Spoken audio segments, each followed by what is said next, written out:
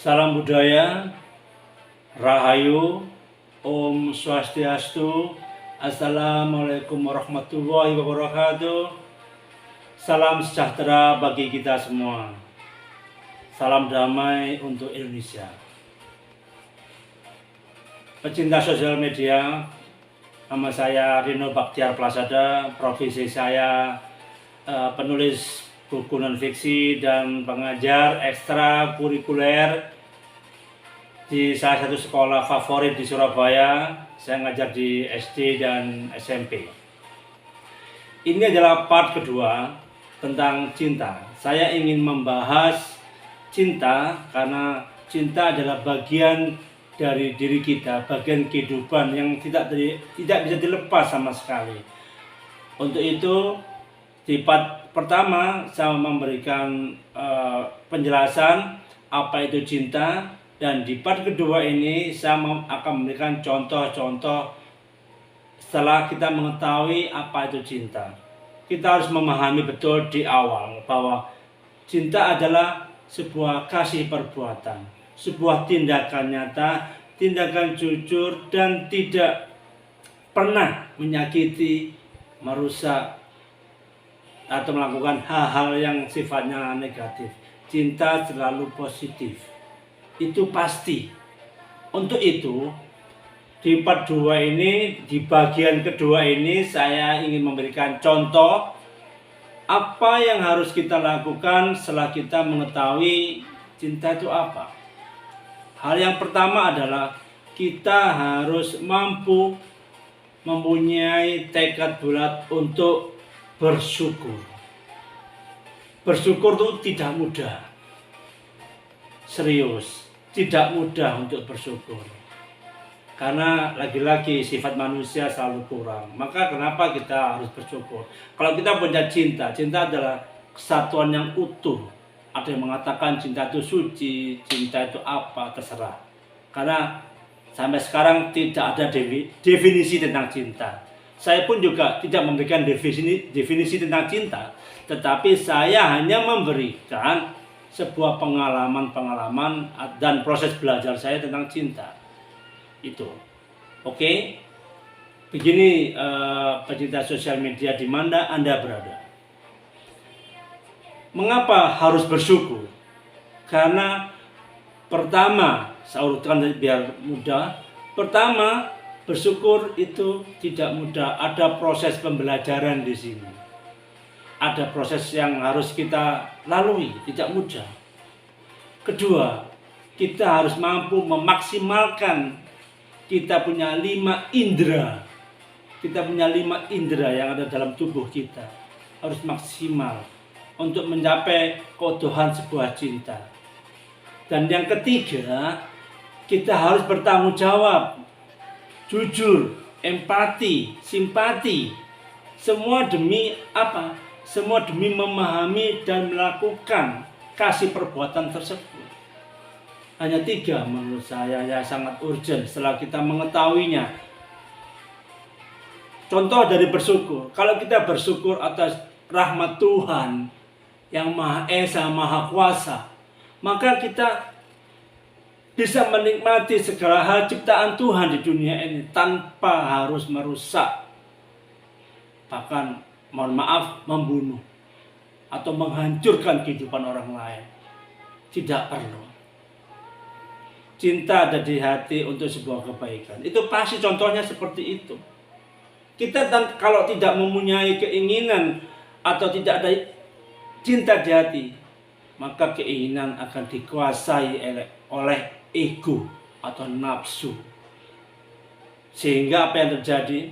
Contohnya, kalau kita tidak mampu bersyukur, contohnya satu, kalau kita bekerja, dimanapun Anda bekerja atau berusaha, kita selalu merasa kurang.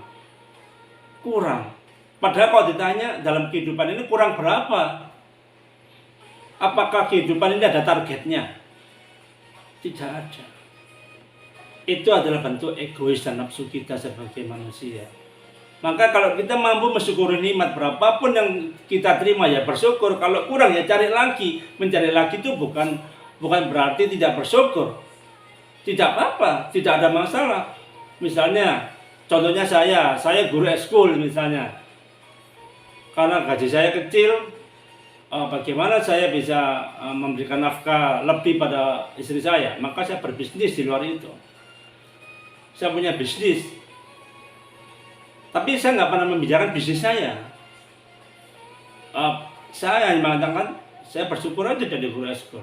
Bisnis ya bisnis sudah. Apakah saya tidak bersyukur jadi guru ekskul? Saya syukur. Bisnis ya bisnis sudah. Saya juga bersyukur.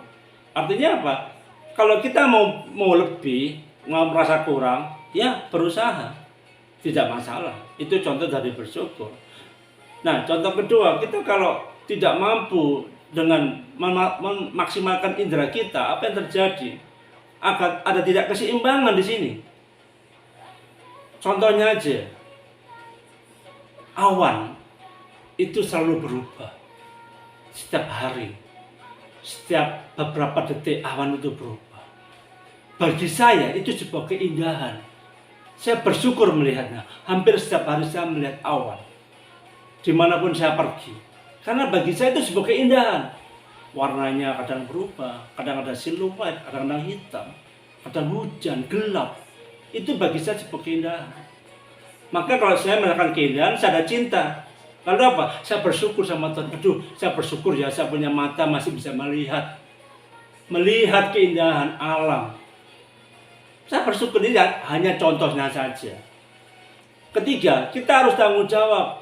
Karena cinta harus dipertanggungjawabkan kepada Tuhan. Kita harus jujur, empati, hal-hal yang positif. Contoh dari hal ini adalah ketika kita punya cinta, maka ketika kita mencintai seseorang, mencintai benda, atau mencintai siapapun, jangan sampai, mohon maaf, ini bukan menggurui, bukan sok pintar, jangan sampai menyakiti perasaan, merusak harapan, memberikan PHP, pemberian harapan palsu. Untuk apa? Ini contoh saja. Kalau Anda cinta seseorang, ya cintailah dia sepenuh hati. Kalau Anda tidak cinta, ya jangan melakukan. Selesai. Itu cinta dari hal-hal yang positif. Saya hanya memberikan dua untuk bagian kedua ini, positif dan negatif. Negatifnya apa? Kalau yang positif ada 3. Negatifnya apa? Negatifnya adalah kalau kita tidak mampu bersyukur, dampaknya adalah kita selalu gelisah dan merasa kurang terus. Berapapun gaji kita kurang. Berapapun kita punya mobil, kurang. Berapapun kita punya rumah, kurang. Kurang terus. Nggak ada habisnya. Akhirnya apa? Kita nggak bisa menikmatinya. Negatif yang kedua, ketika kita tidak mampu memaksimalkan indera kita, apa yang terjadi? Lagi-lagi kita tidak bisa menikmati keindahan. Hutan yang luas, yang hijau, kita merasa kesepian. Lautan yang luas, kita ketika di pantai melihat samudra yang hebat, ombaknya, deburnya hebat, besar sekali, kita gelisah. Kita hanya selfie, tapi kita nggak bisa menikmati indahnya alam. Ini hanya contoh, ya. Kalau bagi saya itu hal yang negatif kalau kita tidak mampu. Yang ketiga, kita lari dari tanggung jawab. Ini contoh aja. Ketika pacaran, ketika Anda suka dengan seseorang, cinta dengan seseorang, maka kalau Anda sampai menyakiti dia, sampai selingkuh, ini belum menikah loh ya, masih pacaran, selingkuh, masih main kasar, suka nempel, menyakiti perasaan, Anda nggak punya cinta itu namanya. Anda punya nafsu. Anda punya nafsu. Itu beginilah penjelasan saya, pecinta sosial media. Di bagian kedua ini saya hanya memberikan contoh-contoh yang nyata, yang fakta, sesuai dengan pengalaman saya dan pengalaman orang-orang yang saya copy paste. Demikian penjelasan saya di bagian kedua ini, pecinta sosial media. Semoga bermanfaat. Kalau Anda suka, Anda punya cinta, like and subscribe, lalu tulis di komentar. Kalau nggak suka, tidak apa-apa. Itu hak Anda. Saya menghargai hak Anda. Terima kasih, matur suwun. Salam damai untuk Indonesia. Terima kasih.